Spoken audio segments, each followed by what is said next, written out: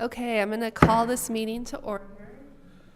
Please stand and join me in the Pledge of Allegiance. I pledge allegiance to the flag of the United States of America and to the republic for which it stands, one nation, under God, indivisible, with liberty and justice for all.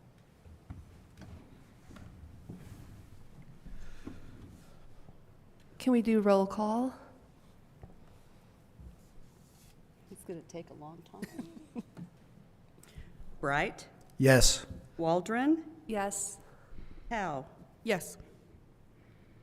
And did we have any changes to the agenda? Can I get a motion to approve the agenda? Motion to approve the agenda. Second.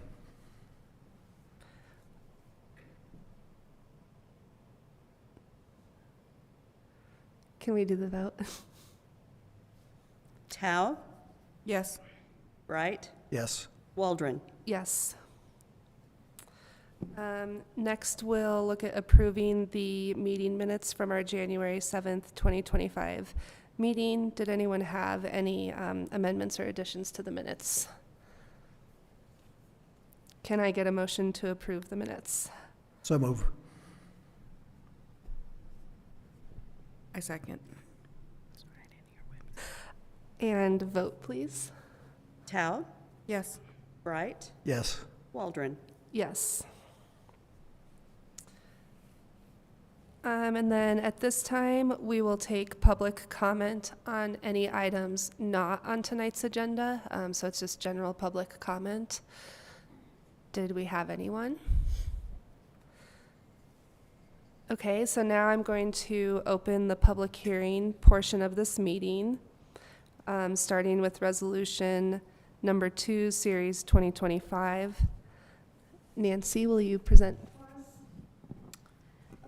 Yes, of course. The first item on your agenda is a request for a conditional use permit to operate a waste hauling business on a 1.3 acre parcel located at 2105 South Broadway. The zoning on the property is highway commercial or cede.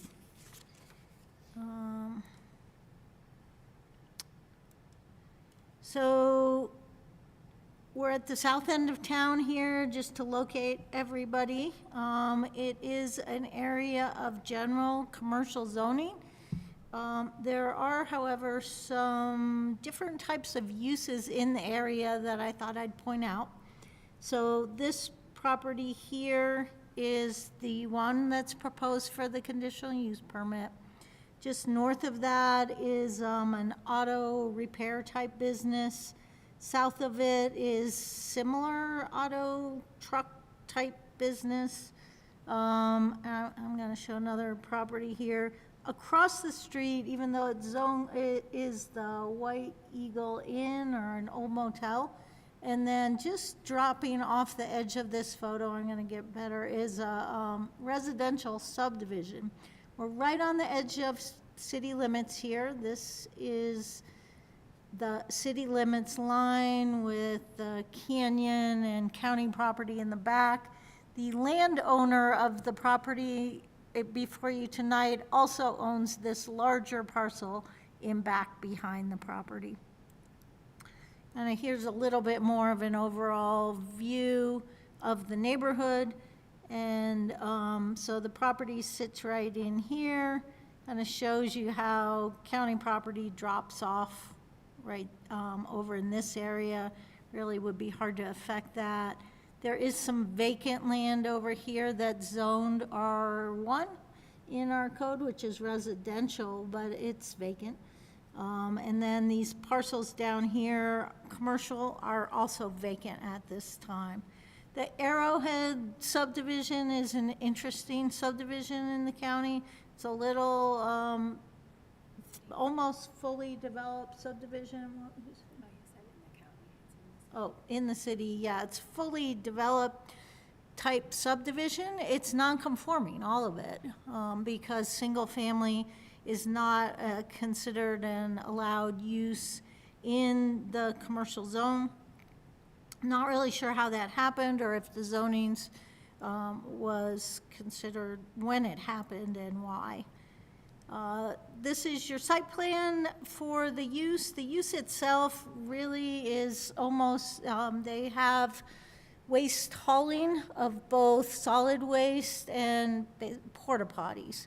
So it's essentially used only by employees, and there will be quite a bit of storage of porta potties and waste containers. They won't be storing much waste on site. They will empty the trucks but I'll let them explain kind of how they operate the business when they get up there.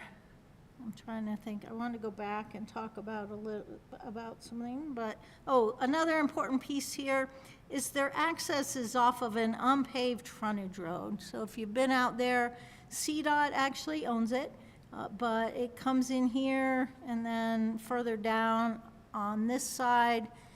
I think there was an exhibit in your packet that showed where their access is.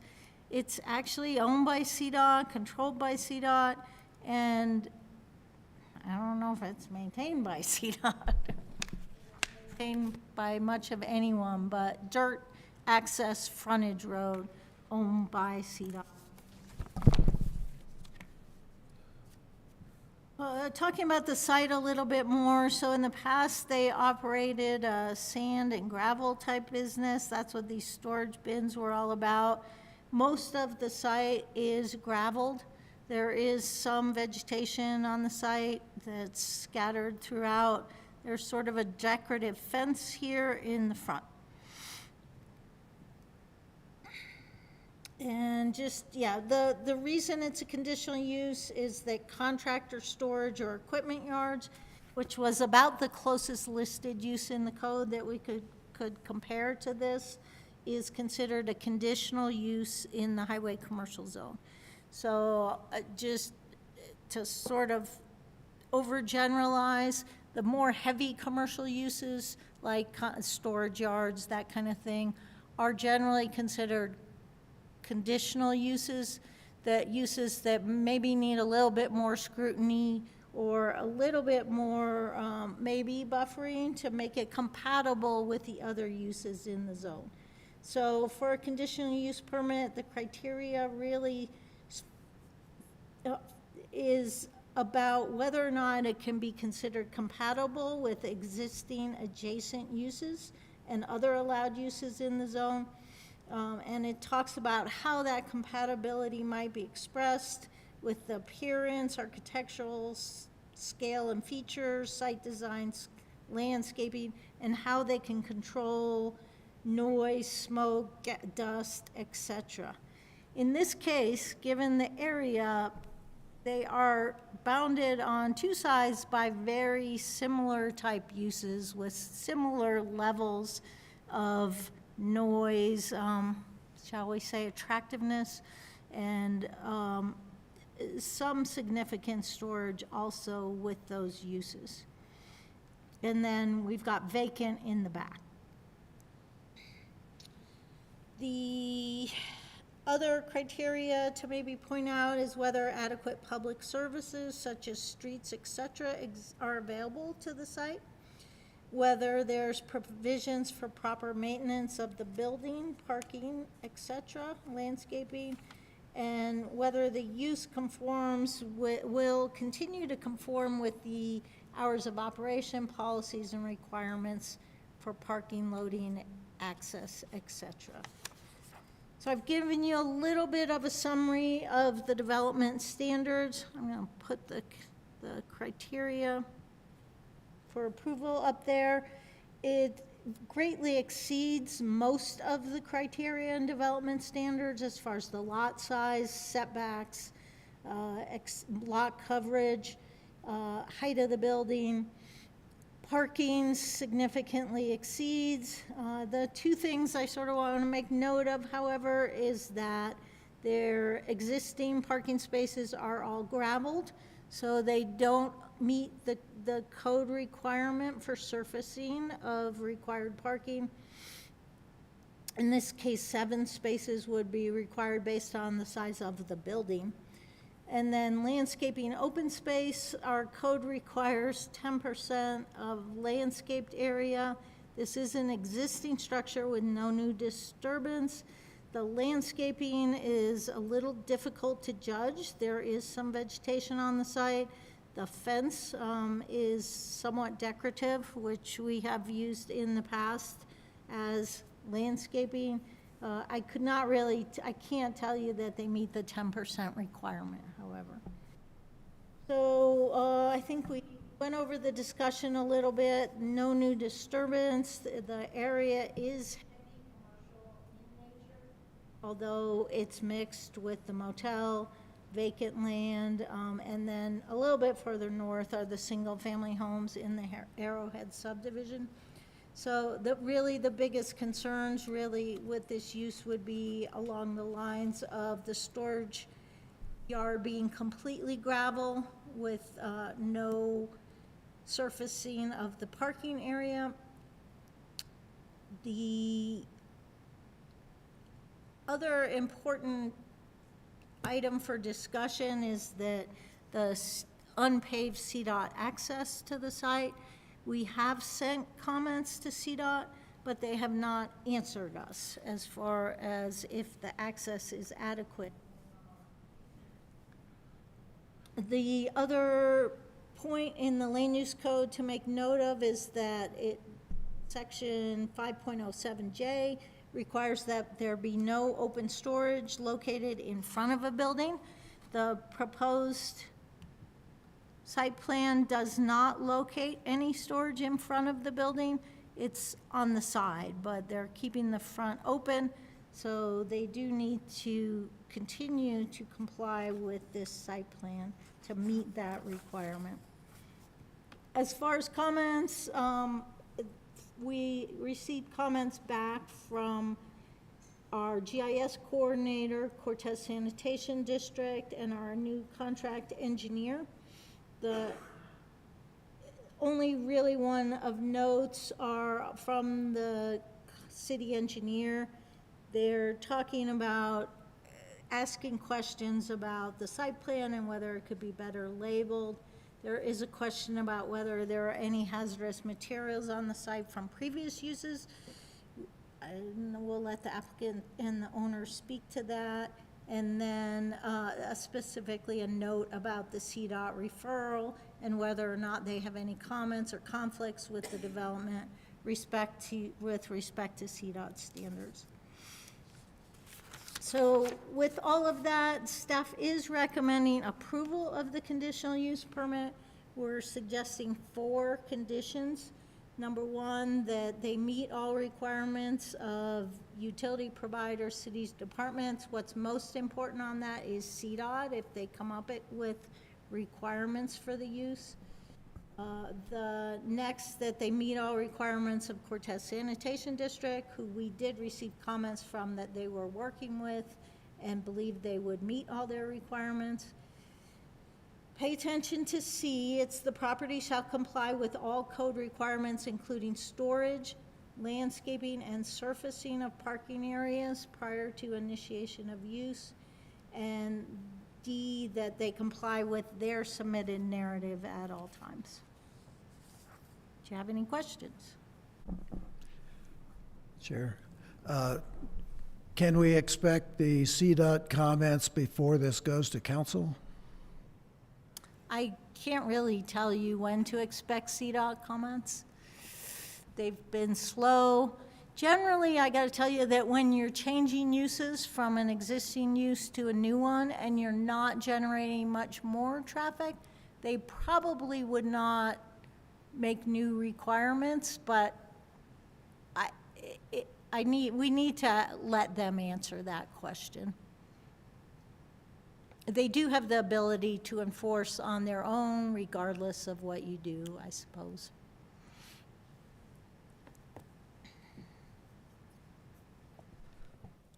No other questions? Okay, does the applicant have a presentation?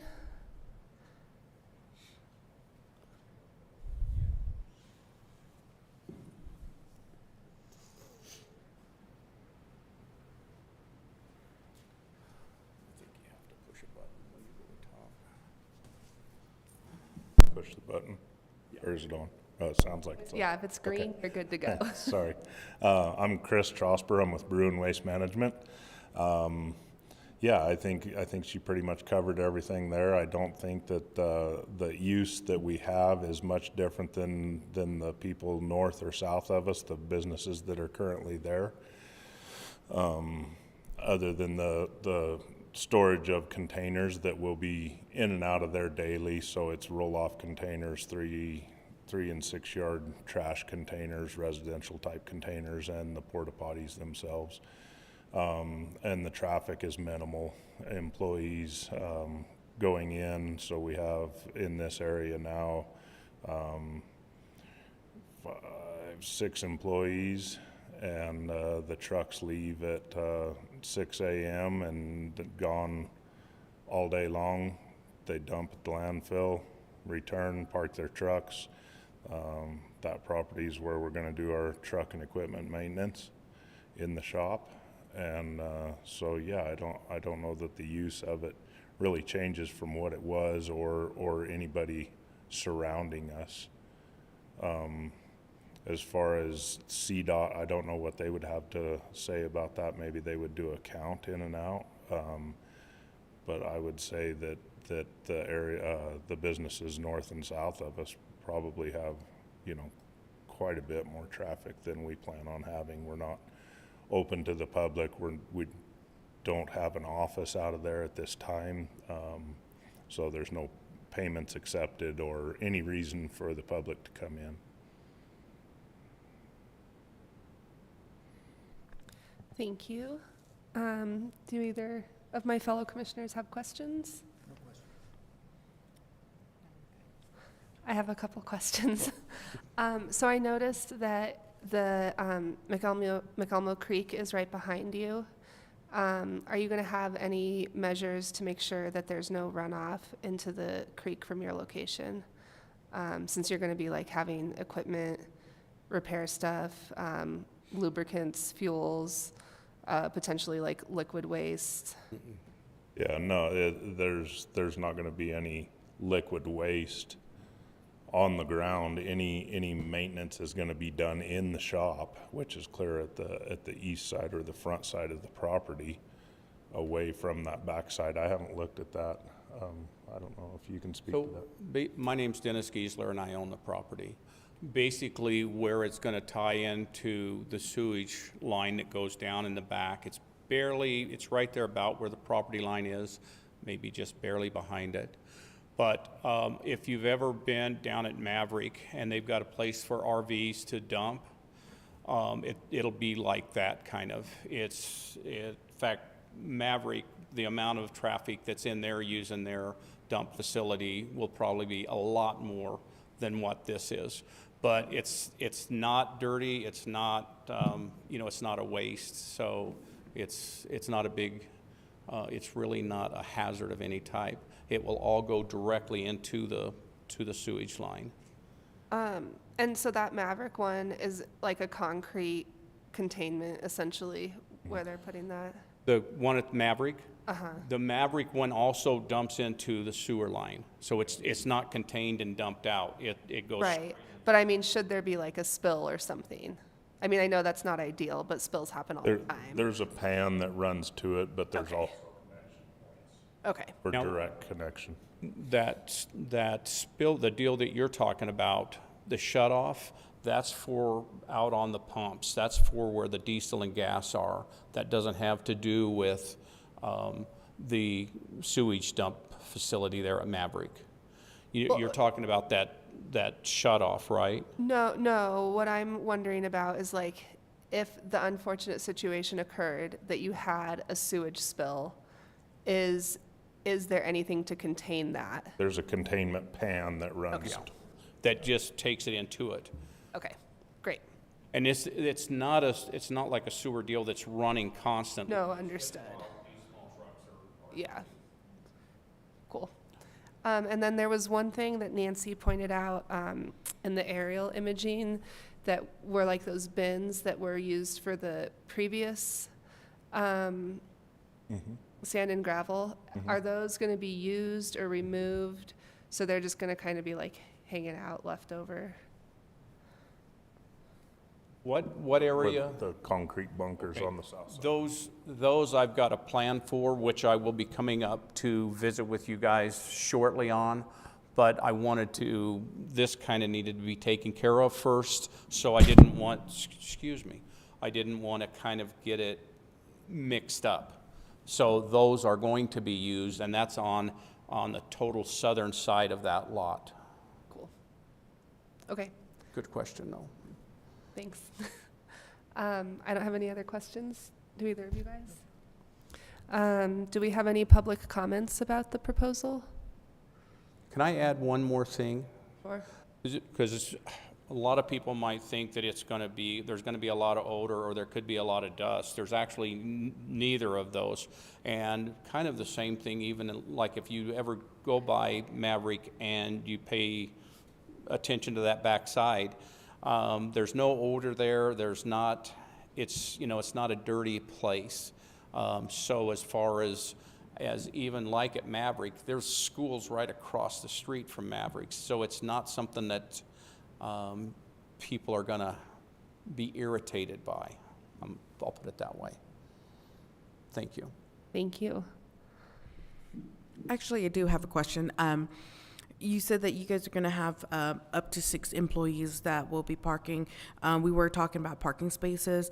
Where do you guys plan them to park? In the front of that building, on the side, behind the gates? Where's the parking location? Behind the gates on the south side of the building and around to the west side.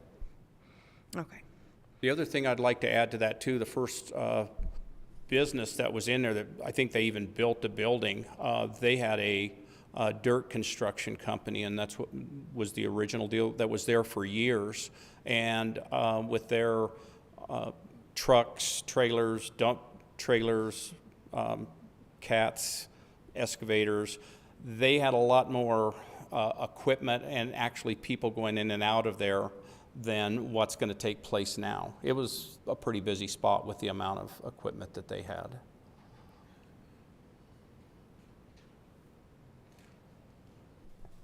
All right, thank you guys. Okay, thank you. Anything else for us? I don't think so. Thank you very much. So now we can deliberate, or I would entertain a motion. I would just suggest that we remove the landscaping in the surface of parking area, just because there's no new structure, it's just a change of permit, and being that it is mostly gravelled and it has been prior, that they shouldn't be required for additional landscaping or parking, creating new parking spots. Essentially, like an entire gravel lot could be used for parking. Exactly. Thoughts? Are you going to include that in the motion? That's my question, is like, do I just leave that out? Yeah, I mean, I think that if that's your intent, you would just leave out condition C. But I'm wondering, I would still like the code requirement, including storage, to remain oh yeah, so you would just leave out the landscaping and in the surface parking, yeah. And I guess my only question then for staff is if we are able to disregard a code requirement, or if that's a decision that has to be made at council's level. Well, you're making a recommendation to council anyway, so Okay.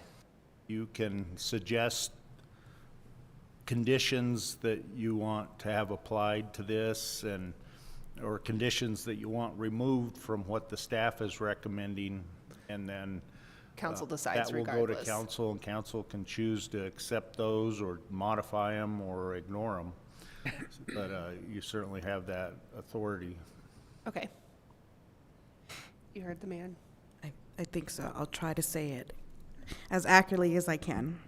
All right, I make the motion to recommend that council approve the requested conditional use permit for property located at 2105 South Broadway, Cortez, as submitted by Bruin Waste Management through P&Z Resolution Number 2, Series 2025, with the following conditions.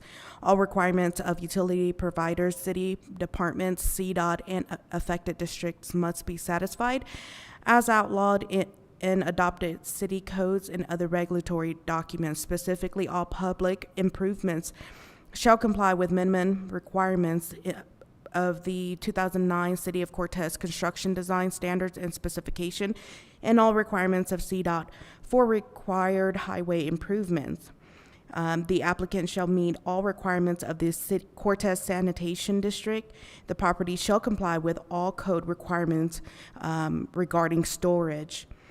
And the applicant shall comply with the submitted project narrative at all times.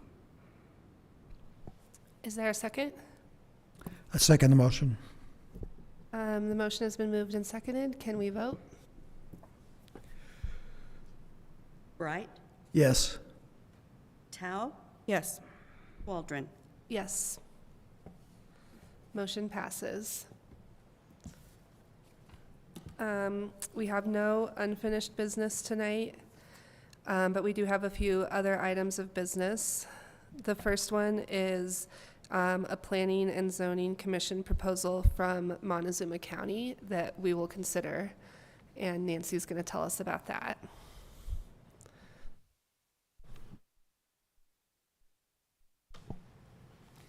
Okay, so this is one of our requests in the county. It's barely in the county in this case. In fact, it's adjacent to city limits, located, this is the high school. You can see right there. Ah. Okay, so this is the high school fields. We've got a vacant commercial property. This is Sligo coming down here, and this is 7th Street. Right here, this heavy line is city limits. So we've got county land here, and oddly enough, the city limit line goes smack down the middle of County Road J there. I can zoom in a little bit. This property right here is the one that's proposed for a minor subdivision through the county. So they want to take the one with existing buildings here, make it a 3.5 acre piece, and then the back portion would be its own separate subdivided off parcel. So back piece will not have any road frontage. They'll have a driveway down this, where the existing driveway is. This zooms in a little bit better, showing you how right now city limits goes down the middle of the street. And the proposed units will be served by Montezuma water, not city water. So they are technically, I believe we could make it eligible for annexation, but they're not proposing that given the size of the lots, and I guess that they have Montezuma water available. It's just a fun note here. I couldn't figure out why, but at one point the city must have owned right-of-way for County Road J here, and there's a reception number where the city dedicated that right-of-way back to the county. So normally, through the IGA, our concerns are, do we need additional right-of-way? And, you know, any other comments that you want to make to county planning. In this case, I guess we didn't want to talk about right-of-way because at one point we had it and we gave it back. So I'm thinking we don't want to ask for more on this southern portion. But that's about it. Will you leave that? Thank you. So the parcel is just the one on the east side of the map, that narrow strip?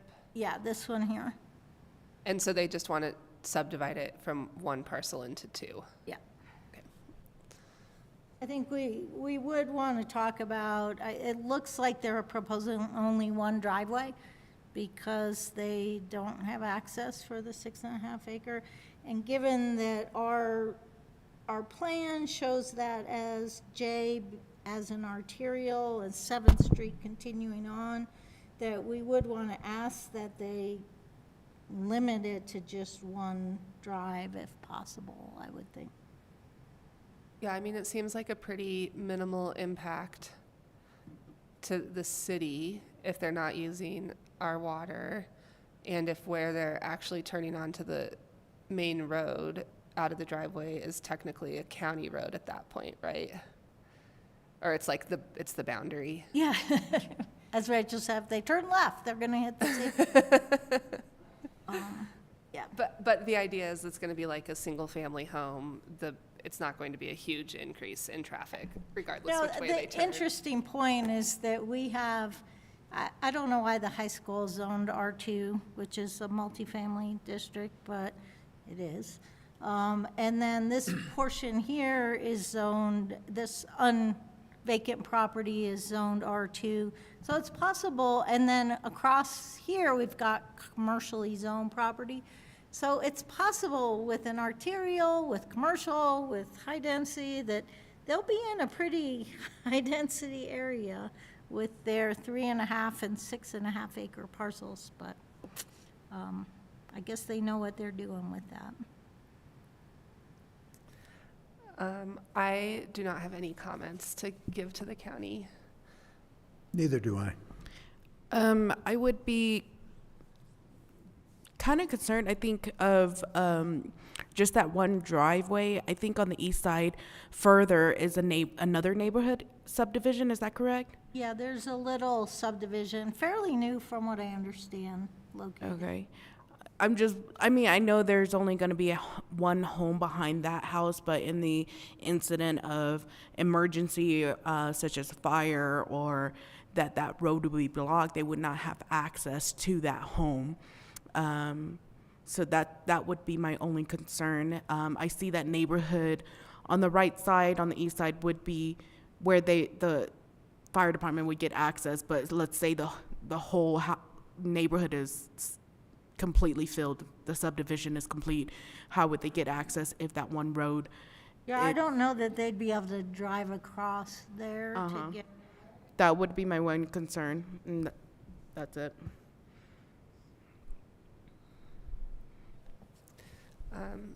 Do you want to direct staff to provide that comment? And if so, like, how do you want to say it? I do, but I don't know how I would want to say it. I just want to make sure that single-family home is taken care of in the instance that that road is blocked for whatever reason. Because I see no other access beside that subdivision next to it that the fire department or the emergency police would have access to them. So, is that okay? Yeah, I pulled up for you oops, happened. Come on. I'm afraid to go any closer because I'm going to lose it, but if you can see on this very small image, this is our existing master street plan. Oh, it's not. Huh. I like that. I wonder what that is. I wonder what I have to do to make it show up. Aaron?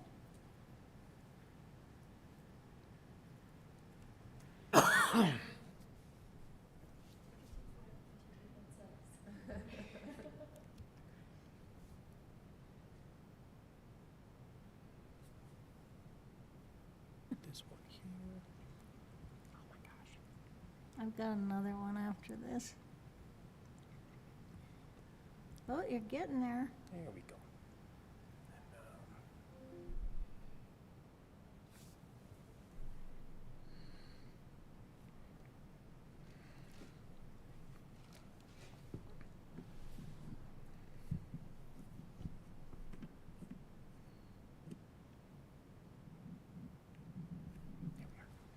Well, that's not, I was trying to show that one, but it somehow now is blank.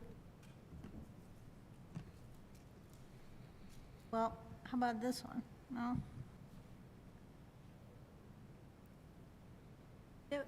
It's showing now. Oh, I can use that one. Okay. Thanks, Aaron. This is not our current master streets plan, but a potential revised version of it. That, oh darn it, it doesn't show the street.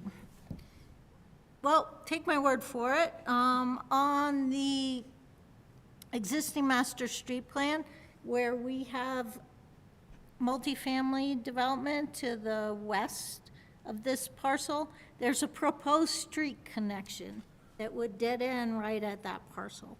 I mean, if that ever happens, we'll see, but there would be discussion that would that way provide city street access right up to that parcel. Thank you, that answers my question.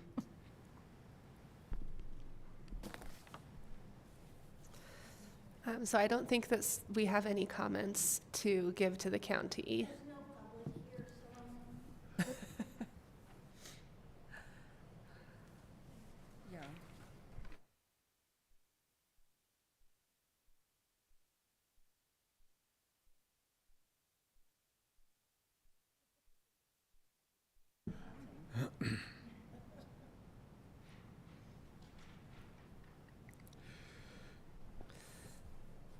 Okay, so yeah, no comments from the Planning Commission for the county. We have one discussion item tonight, which is a discussion on the intergovernmental agreement for road and street management between the city of Cortez and Montezuma County. Nancy again. Okay, we're back. And this is showing, so great. What? Oh, no.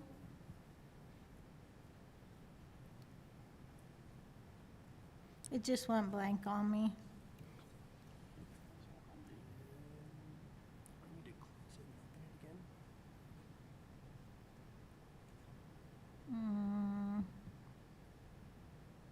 Well, there's the other one. Now I have to search for it. You know what, you have these in your packet. Can we just talk through them?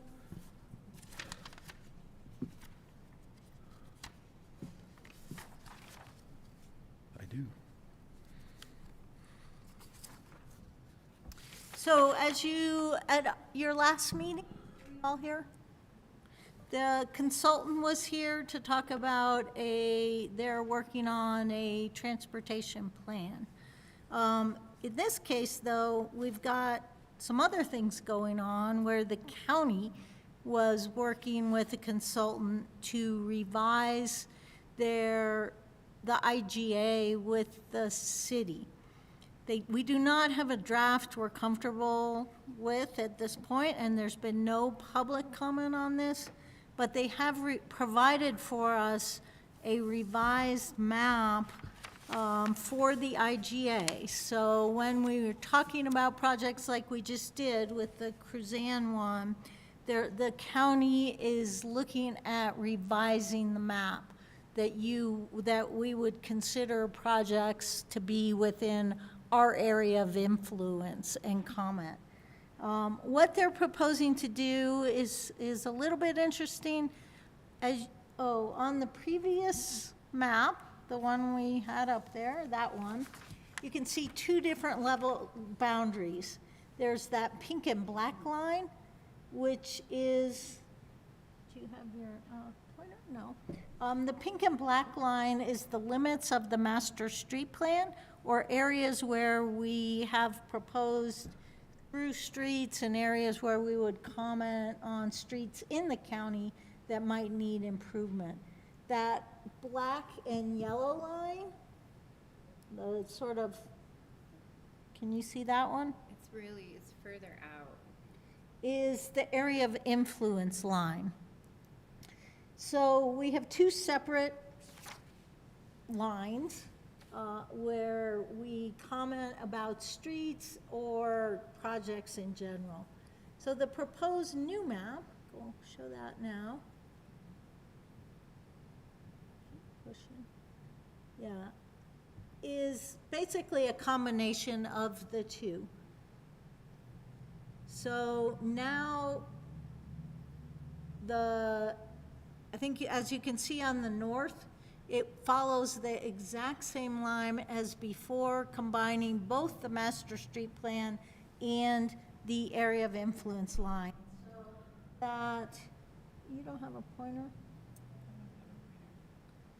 This little loop on the top, that area was not in the master street plan. It used to be a straight line at the top, but it was within the area of influence. So they added that in. If you get my drift there on how they edited the line.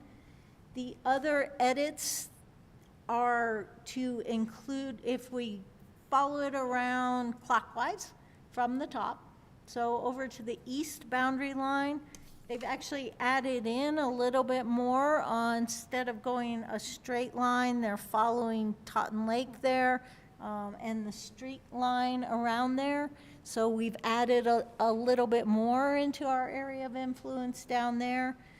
Along the south line, it gets significantly larger to add in our area of influence all the way down to the airport. And they've included the airport in. Our previous area of influence sort of cut off the top of the airport, but this includes all of it in. And then, interestingly enough, a little bit to the west it pulls the line in somewhat significantly. We did have an area of influence off to the west on the wrong side of McElmo, I guess, on the county side of McElmo. Really, that is so physically separated from the city that we thought it seemed reasonable to not include that into the area of influence. We did just talk about that a little bit tonight, though, and the environmental impact on it. So that's the changes that are proposed, sort of in a nutshell. The county would appreciate any comments. This is not a public hearing. It hasn't been in front of the public yet. We've asked the county to make sure they do that. But if you have any comments on the changes, we'd like to be able to just provide those to county staff at this time. Thank you. I know that I would second staff's request for the county to make sure that there is the opportunity for public comment or involvement in some way. Do you guys have any? I do not. And do you guys have any questions about what, an area of influence is? So my understanding is if it's not within the municipal boundary of the city, that the county will still interact with us on projects that are within that area of influence, even though it's not our jurisdiction technically. Yeah, so, since it is close to the city, and our IGA kind of lines it out how we interact with the city, but we let them know, or they let us know if there's a project that's happening there, and give us an opportunity to comment like you guys just did on that project. But we don't have jurisdiction or control in any way in the area of influence, other than we can make requests, is my understanding. Okay, and really, it's more of a way to coordinate roads. It also has an influence on annexation, so that if it's not in your area of influence, you shouldn't be annexing it. I mean, it's difficult anyway, because in Colorado we require contiguity to annex. You can't just jump over parcels, they have to be next to city limits. So although there's some ways to go down a road, or, I don't want to rule out the airport here. But question. there's ways to make it happen, but yes, you shouldn't annex if it's not within your area of influence. But if the city does annex, does that also move that area influence out? Not necessarily. The statute speaks to a 3-mile plan and a 3-mile area of influence, and I believe the annexation statute says you can't extend more than 3, I don't know how far, it might be 3 miles in an annexation, but it's not an automatic thing. I mean, it looks like what they did before was just sort of drew a line that was approximately a mile around all the edges of the city, but it doesn't have to be that. It's more important is there a neighborhood, is there, I'm trying to think of the words and I can't, but for example, is there some sort of communication between the areas? And that's why it makes sense to me to take the far side of McElmo off, because you really can't get there in a reasonable way without going way down and out and around. So that's what is more important.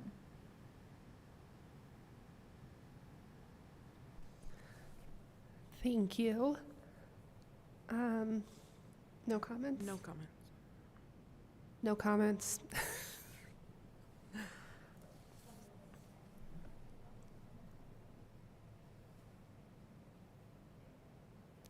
All right. With that, I would entertain a motion to adjourn. May I make a comment before, or more of a question than a comment, that both for staff and for the other commission members? On that item where we reviewed the county project, it seems to me a little seat of the pants, that how we handle it. Is there a way to formalize that, or what would you people think about formalizing that a little bit?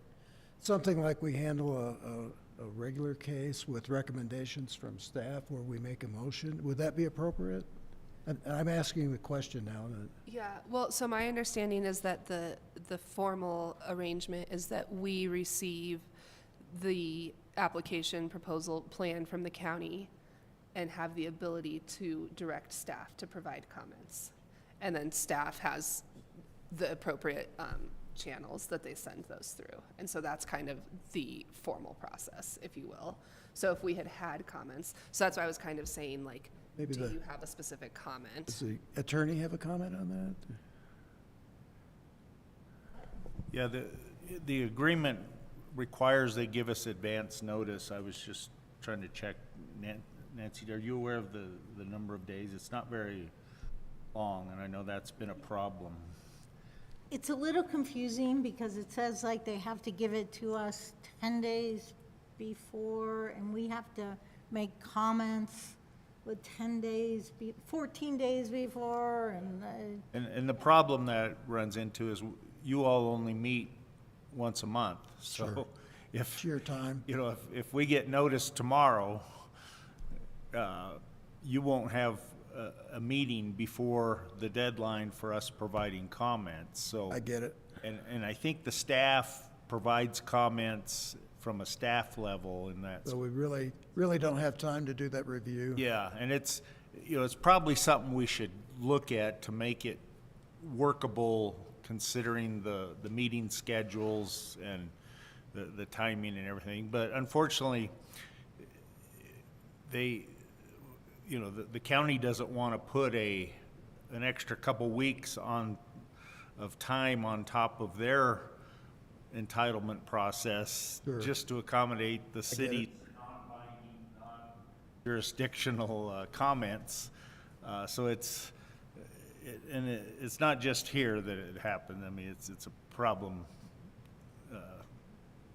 in other jurisdictions, and I've heard the comments from planning commissioners and county commissioners and city councils of, why do we even have this requirement? They don't listen to us anyway, and half the time the deadline passes before we get to review it anyway. But it is certainly something that at least we're aware of it, so that if we see something that is a significant problem, at least the staff can provide the county comments and even informally contact the county planning staff and raise issues with them. But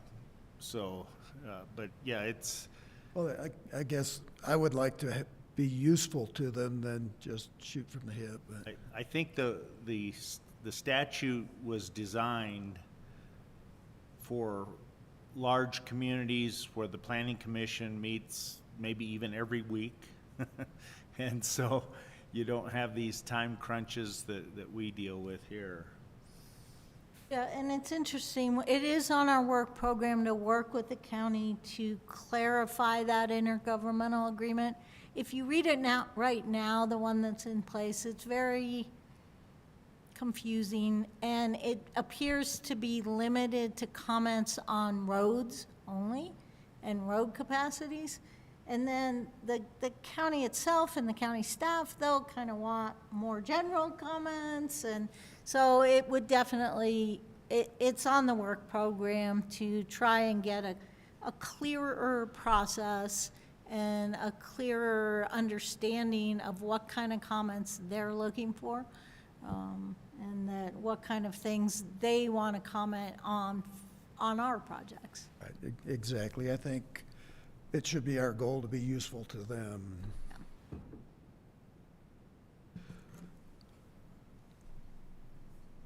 Agreed. Do we have a motion to adjourn? So move. Is there a second? I second. Do we vote on adjournment? I don't remember. Okay. All in favor? All in favor? Aye. Do